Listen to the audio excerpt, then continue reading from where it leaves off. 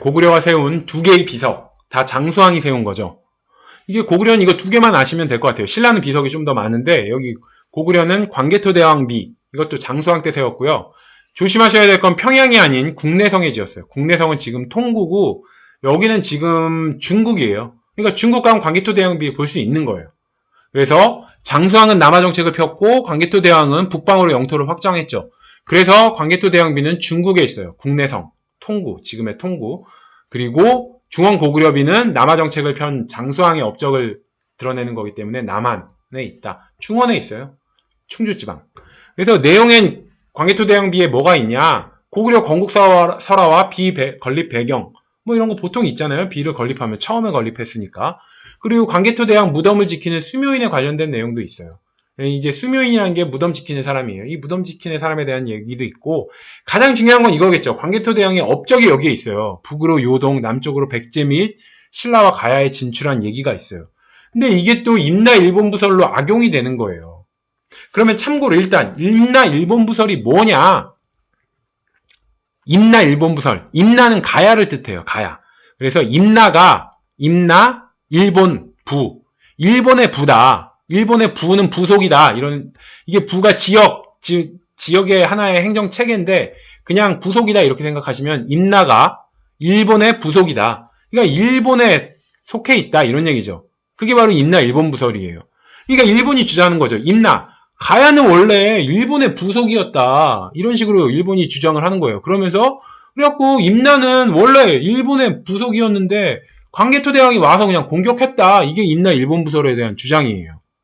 근데 이제 우리는 어떻게 생각하는 거예요? 이제 왜가 신라 가야를 침입하니까 내무랑이 광개토대왕에게 뇌물을 먹이면서 요청을 해서 광개토대왕이 왜구를 몰아냈다. 이렇게 되는 거죠. 그리고 자 임나 일본부설에서 임나가 가야라는 걸 외우려면 이렇게 생각하세요. 임나가 있나 일어나를 줄이면 있나 이렇게도 말하죠. 그래서 임나에서 인나를 연상하세요. 있나 일어나란 얘기죠. 일어나 가야 일어나서 가야 이런 얘기죠. 임나 가야니까 임나가 가야라는 뜻이에요. 임나 가야를 임나 일어나 가야 일어나서 가야 이런 얘기예요. 그리고 고구려 유명 비석은 모두 장수왕이 세웠다. 중원고구려비, 광개토비 다 장수왕이 세웠고 왜? 이 광개토대왕은 정복전쟁에만 집중했고 오래 살지도 못했어요. 젊은 나이에 죽었거든요. 그러니까 비석을 세울 시간도 없었어. 근데 장수왕은 엄청 오래 살았으니까 자기 아버지 비석도 세우고 자기가 잘한 내용도 세우고 이렇게 해서 중원고구려비, 광개토대왕비 다 장수왕이 세웠다. 이렇게 생각하시면 됩니다. 중원고구려비 볼게요. 이건 장수왕이 건립했어요. 한반도에 있는 유일한 고구려비예요. 고구려 영토 범위 추정이 가능하다고 그랬어요. 한강 전 지역을 정복했고 그게 바로 중령 일대에서 남양만까지였고 이거 암기법 어떻게 하라고 그랬어요? 이 중령 일대에서 남양만 중남으로 외우라고 그랬죠. 그러니까 장수왕이 계로왕을 죽이면서 한강 지역을 차지한 거예요. 그러니까 전쟁에서 장수왕이 계로왕을 죽였어요. 근데 전쟁에서 계로왕이 죽는 걸 보면서 장수왕이 계로왕한테 뭐라고 그래요? 계로왕 중남? 이런 거죠. 그래서 계로왕 중남? 계로왕 중나? 뭐 이런 얘기죠. 그러면서 중남이 뭐예요?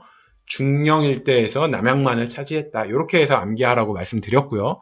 여기에 있는 중원 고구려 비에는 요거만 특히 조심해서 보시면 돼요. 사료가 나오면 이렇게 나오니까 신라를 동이, 매금이라고 불렀다.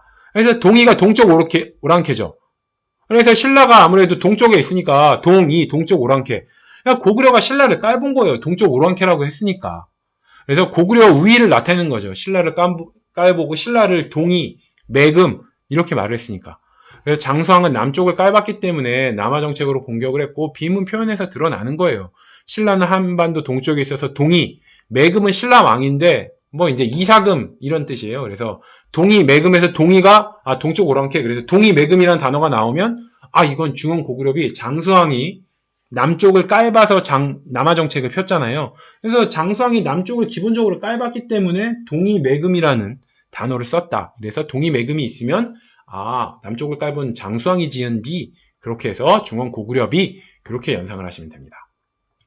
장수왕의 남하 정책으로 계속 남쪽으로 내려오니까 남은 두 나라 백제와 신라는 동맹을 맺을 수밖에 없죠. 그게 바로 나제 동맹이에요. 나가 신라, 제가 백제.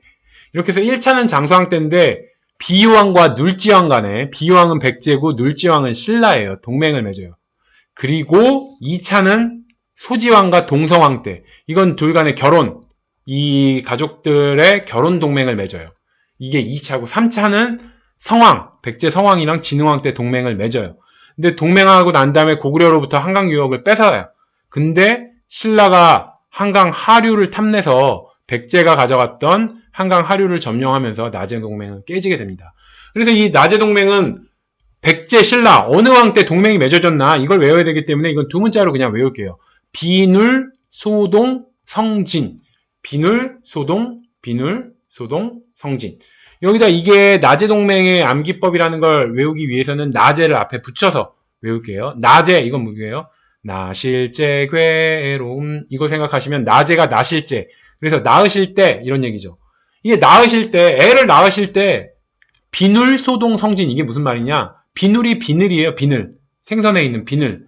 비늘 소동이 있었어요. 애를 낳으실 때 비늘 소동이 있었거든요. 그것 때문에 성질이 났다 이런 얘기예요. 비늘 소동에 성질 났다 해서 비늘 소동에 성진, 비늘 소동에 성질 났다. 낮에, 낳으실 때 비늘 소동에 성질 났다. 이게 무슨 얘기냐? 아기를 낳으실 때 아기가 태어나는 굉장히 감동적인 순간이잖아요. 근데 그때 아기를 받은 간호사가 밖에 나와서 아빠한테 이런 얘기하는 거예요. 아기 몸에 비늘이 있다. 그러니까 깜짝 놀라잖아요. 그래서 막 비늘 소동이 일어나는 거예요. 애한테 비늘이 있다니 뭐 반인 반물 반 물고기란 얘기인가? 이러면서 비늘 소동이 있었는데 그래서 막 난리가 났는데 알고 보니까 간호사가 구라친 거예요. 장난친 거예요. 엄마 아빠 완전 빡치겠죠. 그래서 성질이 났다. 그래서 요 낮에 비늘 소동 성진 이거는 낮에 나실제 비눌 소동이 있어서 성질이 났다.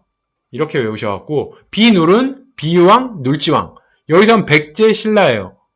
근데 비눌 소동은 신라의 소지왕, 백제의 동성왕이에요. 요거만 원래 백제 신라인데 요거만 신라 백제다. 이렇게 생각하셔서 소동, 소지왕, 동성왕이고 3차는 성왕, 진흥왕. 이게 성왕, 진흥왕은 스토리가 있기 때문에 진흥왕이 성왕의 등에 칼을 꽂은 이게 스토리가 있기 때문에 성왕, 진흥왕은 좀 쉽게 외워지는데 비유왕, 놀지왕, 소지왕, 동성왕은 그렇게 막 임팩트 있는 왕들이 아니라서 잘 안 외워지거든요. 그러니까 두 문자 암기법으로 비눌 나실제 나제 동맹은 나실제 비눌소동 비눌소동 때문에 성질났다.